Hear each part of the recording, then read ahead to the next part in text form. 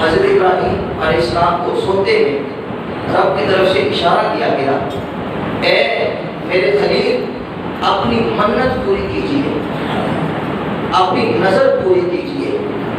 جس رات خواب دیکھا وہ تربیہ کی رات تھی۔ صبح اٹھ کے اس خواب کے متعلق سوچتے رہے، یہ رحمانی خواب ہے یا شیطانی خواب ہے، اس لیے اسے یوم تربیہ یعنی شک کا دن کہتے ہیں۔ یہ 8 ذی الحجہ کی رات تھی۔ اسی شش و پنج میں دن گزر گیا، رات آئی، دوسری رات پھر سوئے، پھر خواب میں اشارہ ہوا، اے میرے خلیل اپنی عزیز ترین چیز کو ہماری راہ میں قربان کرو۔ صبح اٹھے، سمجھ گئے یہ کوئی شیطانی خواب نہیں ہے بلکہ رحمانی خواب ہے، مجھے میرے رب کی طرف سے یہ حکم ہو رہا ہے کہ اپنی عزیز ترین چیز قربان کرو۔ یہ عرفہ کا دن تھا، 9 ذی الحجہ کا، اسی لیے اسے یقین اور پہچان کا دن کہا جاتا ہے۔ اللہ اکبر۔ مگر ابھی وضاحت نہیں ہوئی کہ قربان کیا کرنا ہے۔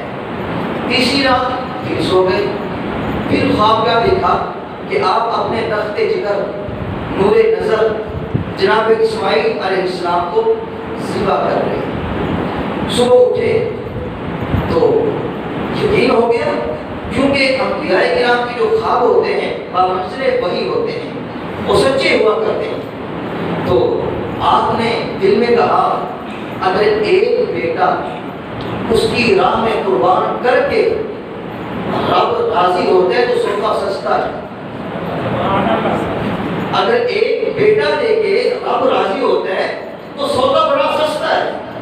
فوراً اپنی زوجہ محترمہ حضرت ہاجرہ کے پاس تشریف لائے، فرمایا ہاجرہ جلدی کرو، اسماعیل کو تیار کر دو، نہلاؤ، اس کو خوبصورت کپڑے پہناؤ، تیل لگاؤ، کنگھی کرو، جی سرما لگاؤ، میں نے اسے کہیں ضیافت پر ساتھ لے کر جانا ہے۔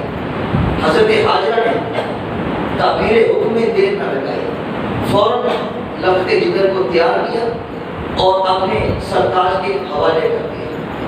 حضرت ابراہیم علیہ السلام نے ایک ہاتھ میں رسی اور چھری پکڑی، دوسرے ہاتھ میں اپنے بیٹے اسماعیل کی ننھی سی انگلی پکڑی اور مینا کی طرف چل پڑے۔ اللہ اکبر۔ راستے میں یہ سارا ماجرا باپ نے بیٹے کو سنایا، ساری کہانی سنائی، کہا بیٹا رب تعالیٰ کا یہ حکم ہے، رب تعالیٰ کا یہ حکم ہے۔ اللہ اکبر۔ یہ فیضان نظر تھا یا کہ مکتب کی کرامت تھی؟ سکھائے کس نے اسماعیل کو آداب فرزند دی؟